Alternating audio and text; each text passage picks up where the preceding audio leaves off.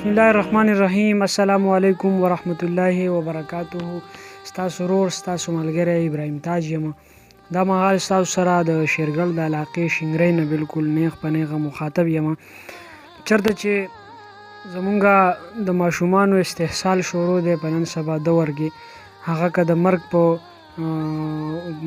لار باندې وي، وجل وي د ماشومانو، یا په ماشومانو باندې داسې څه وبا راتلل وي، څه بیماري راتلل وي، هره طریقه چې وي، خو زمونږ د ماشومانو استحصال شروع دی. په کار ده د دغه څیزونو مخنیوی وکړو، دغه خلک راونیسو او خپل ماشومان چې کوم دي دا مونږ په حفاظت کې کړو.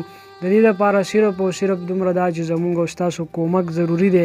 په هغې کې یو کومک نن زه راغلی یم د شینګرۍ علاقې ته، چېرته چې زمونږ ډېر خوږ ملګری، ډېر ښه ملګری غفور په دلته پاتې کېږي. امیر جاناني هم را سره راغلی دی. د امیر جاناني سره د ګپ شپو ملګري خو ډېر زیات علاجونه د ماشومې دپاره وکړله. تاسو د ماشومې د خپې لیدی شئ چې په خپو کې پرخ دی، خپې کږي دي، دواړه خپې هم کږي دي، په لاسونو کې هم پرخ دی. خو ملګري وی چې ډېر زیات علاج مې ورله وکړو. غفور د دې پلار یې ناستی وی چې ډېر زیات علاج مې وکړو د دې ماشومې، خو اخره کې علاج په پیسو د وجې نه په نیمه کې پاتې شو. نو زړه مې مات شوی دی، علاج ور نور نه کوم، نه شم کولی. خو امیر جاناني سره ډېر ښه تعلق و، ډېر ښه ګپ شپ و. نو امیر جاناني راته وویل چې یاره دا سړی خو نه غواړي، خو ورځو ورپسې او دغه ویډیو ته ریکارډ کول غواړي لازمي، چې دغه ماشومه وړه د ګل په شانتې ماشومه چې په لاره باندې د وښې د قدم دی، عمر یې د قدم دی، خو بیا هم ولې هغه قدم نشي اخیستی، د خپو نه معذوره ده، د لاسونو نه معذوره ده، د چایو کپ په خپل لاس کې په خپله نشي اخیستی، روټۍ وله مور ورکوي، چای ورله مور په خوله کې ورکوي، او دغه رنګې اوبه وله مور په خوله کې ورکوي. وړه ماشومه ده، ورو ورو راغټېږي، عمر یې سیوا کېږي. چې راغټېږي نو د ده محتاجۍ به عوامو ته نورې هم سیوا کېږي، نورو خلکو ته به هغه محتاج وي. نو ولې نه چې د دې مونږ د وخت نه علاج وکړو، دغه ماشومه مونږ بچ کړو، او دا مونږ د راروان ژوند چې څومره مجبورۍ دي د هغه مجبورۍ نه راونغاړو. خبرې ډېرې نه کومه. امیر جاناني را سره ناست دی او دغه هم را سره ناست دی، غفور بایي هم را سره ناست دی. دغه ماشومه ده، ماشومې د څه نوم دی؟ هنسا د ماشومې نوم دی. دا را سره هم ناسته ده، تاسو به یې ګورئ په دغه ویډیو کې، او خاندي هم که نه؟ خاندي او خاندي. ماشومه هم را سره ده. د ماشومې تاسو ته ما چونکې اوله کې ذکر وکړو، پلار یې و چې په ډېرو ډاکټرانو مې وګرځوله، ډېر زیات علاجونه مې وکړله.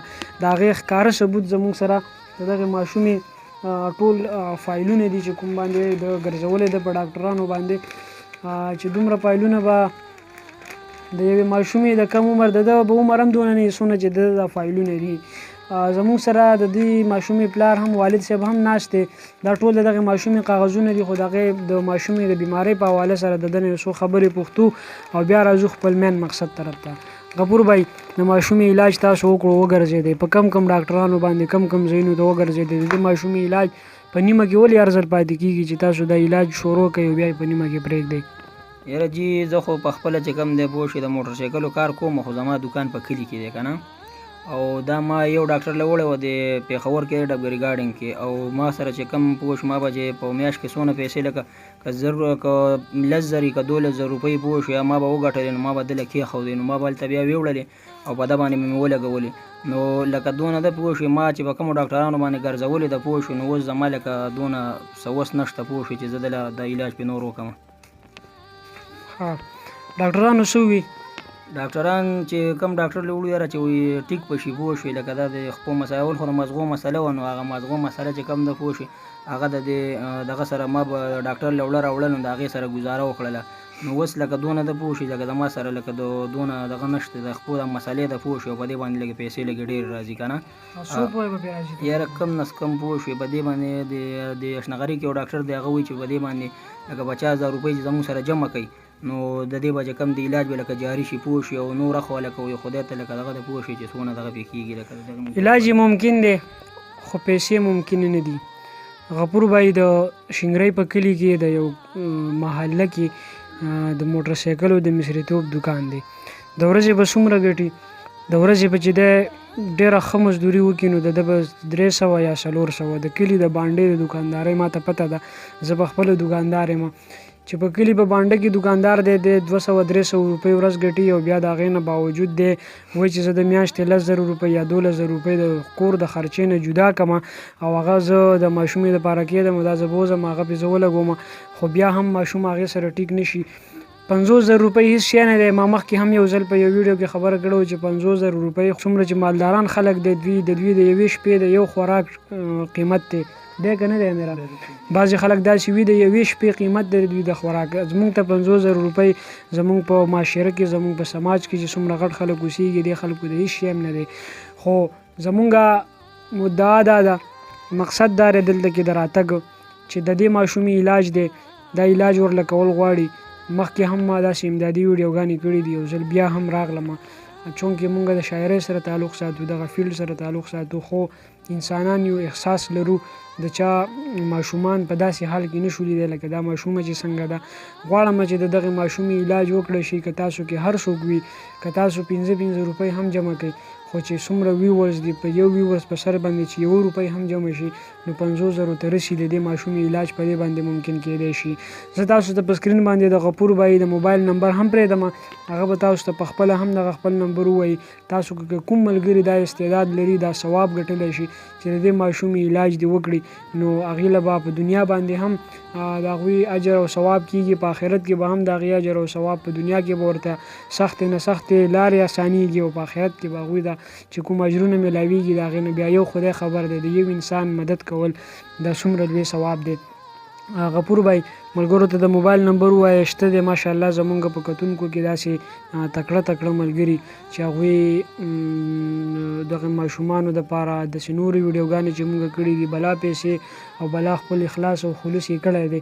که چېرته څوک ستا سره رابطه کولی شي، که تا ته پیسې رالیږي، که پیسې ورته رالیږئ پیسې هم رالیږلی شئ. که تاسو وایئ چې مونږ راځو د شینګرۍ کلي ته په دې نمبر د سره رابطه وکړئ راشئ د ماشومه د ده نه واخلئ یوسئ دله علاج وکړئ دله واپس خپله روغه ماشومه راولئ. داسې ټیک ده که نه؟ او موبایل نمبر دې ملګرو ته ووایه. 0303 85 76 570. ښه دغه د دې ملګري نمبر دی، تاسو ته په سکرین باندې هم د ده نمبر ښکاري. د ماشومې هنسا نوم دی او د ده به عمر څومره وي؟ د ده به یاره 4.5 کاله خو وي. 4.5 کاله عمر یې دی که نه؟ داسې چې د چا هم واړه ماشومان یې غواړي چې ماشوم دې زما د مخې وګرځي منډې دې ووایي. او بله دا چې یو خبره ما وختي واورېدله چې دا خپلو نورو ماشومانو ملګرو ته ګوري نو هغه سره ایکشن او هغه چې دا چې نور وړو ته ګوري پوه شوې نو وایي بیا مور ته وایي داسې چل ما وایي زه ګرځم نو هغه دې له ما هغه درېو دغه والا ګاډه جوړ کړی که نه نو بس هغه وله ورکړي پوه شوې نو په هغې باندې لکه داسې قدم اخلي خو لکه راپرېوځي ورسره راپرېوځي ورسره ښه نشي ګرځېدی مکمل. کور هم چې راغلم نو ما ته د خپل پخواني د پلار نیکه د وخت دغه کورونو یاد را تازه شو دوباره چې څومره د غریبۍ کور دی، څومره دغه دی دلته کې څومره ساده والی دی، څومره ساده توب دی. نو هغه تاسو د دې کلي د دې کور د دې دیوالونو نه لګولی شئ دغه اندازه د غربت اندازه هم تاسو د دې ځای نه لګولی شئ چې غفور بھائی د خپلو ورونو نه جدا دی، په جدا کور کې اوسېږي، پلار هم ورسره دی او خپل بچي هم د ده په غاړه باندې دي. نور بچي شته؟ یوه لور مې بله ده وړه. هغه ټیک ده؟ هغه صحیح ده. هغه صحیح ده. بله لورې شته دی خو وړه ده د دې نه او دا لورې بیماره ده. نو ملګرو ویډیو هسې نشم اوږدولی، تاسو به هم تنګېږئ. امیر جانانۍ که مختصر غونته کې پیغام ورکولی شي نو هغه دې ورکړي او بیا به ستاسو نه رخصت اخلو. ډېره مننه تاسې مونږ زما د ډېرو ورځو نه دې ته خیال و او غفور بھائی سره زمونږ د ډېر وخت نه تعلق دی او زه مخکې رالم یو میاشت کېږي زمونږ دلته بل ملګري د ماشوم پروګرام و نو هغې له رالو نو دا ما ولیدله ده سره. دا چې ما ولیدله نو خدای شته ده نه ما بیا تپوس که ده ته ما ومیم یارکه غټه ده مې کوزی که چې کور ته ځي نو دی غلی شو نو چې غلی شو نو بیا ما خپل ځاني چې ده نه تپوس وکړو نو د دا دغسې مسله ده. بیا د ما ته دا قصه هم کړه وایي لکه ما ډېر کوشش وکړو زه علاج جاري کړم خو ما څه دونه اخراجات نه نیمه کې علاج پاتې شي. او بل د دا هم وایي چې داسې یو محکمه نیمه وه چې هغوی موږ سره دا هیلپ اوچت کړو د نیمې پورې راسره علاج وکړو خو د نیمې نه پس بیا لکه موږ سره څوک ملاو نه شو که نه. نو موږ دا غواړو چې زموږ وروڼه بایګان به پکې داسې وي چې یاره هغوی به څه نه څه وس کېږي. لازمي نه ده چې یو سړی د پیسې راولېږي، لازمي خبره دا ده د ماشوم علاج چې زما خپله په وس کې نو ما قسم دی تا چې ما چاته هم نه وي ځکه چې دا د ثواب کار دی او داسې ده لکه دا چې زموږ بچی زما اوس هم ریاکشن دی ته ډېر زیات بدل دی. زما بیخي مکمل ونې را باندې زیګ زیګ کېږي ما چې ماشوم اوس بیا ولیده دوباره نو زما په وجود مکمل یو وړچله کېدلی دی. خو زه ټولو ته دا سوال کوم چې دا بچی یو داسې څیز دی چې دی سره د مور او پلار زړه ختمیږي او دا ماشوم چې نورو ته وګوري نو جاړي چې مور ته وایي چې ماما زه نه زه ګرځم خو ګرځېدی خو نه شي هغه. نو زه ټولو ته دا سوال کوم که د چا په وس کې مې او د دې علاج وکړي نو دا به چا خبره په ما باندې یو احسان وي. زه به ورته ټول عمر دواګانې کوم او د آخرت ګټه ده دا.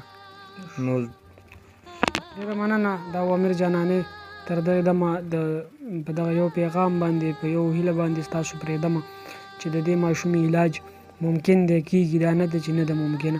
د ده خپې کږې دي ډاکټران وایي چې پلاستر به ورته ولګوو بار بار به هغه بدلوو دې سره به د خپې نیغې شي. خو که کوم ملګري بیا هم د دې ماشومې ژوند او د دې څومره مجبورۍ دي را روانې څومره مستقبل دی هغه روښانه کول غواړي د هغه مدد کول غواړي نو بالکل هغه ملګري د دې سره په دغه نمبر رابطه کولی شي. که د کومو ملګرو د پیسو وس نه رسي کم از کم دومره وکړئ دعا ورته وکړئ او د دعا سره سره دغه ویډیو مخکې شیر کړئ چې ستاسو په یو شیر باندې کېدی شي چې دا څوک داسې مالدار کس وګوري دا ویډیو او هغه بیا راشي او د ده د ماشومې علاج وکړي او د دې پیسې راولېږي یا راشي په خپل د ماشومې علاج دپاره بوځي. هر چېرته چې ملګرو خوشحاله اوسئ په دغه یو شعر باندې م سپارمه چې تېروي خو ژوندون ځان دپاره هر څوک تېروي خو ژوندون ځان دپاره هر څوک ژوند هغه دی چې د بل خدمت کې تېر شي. والسلام.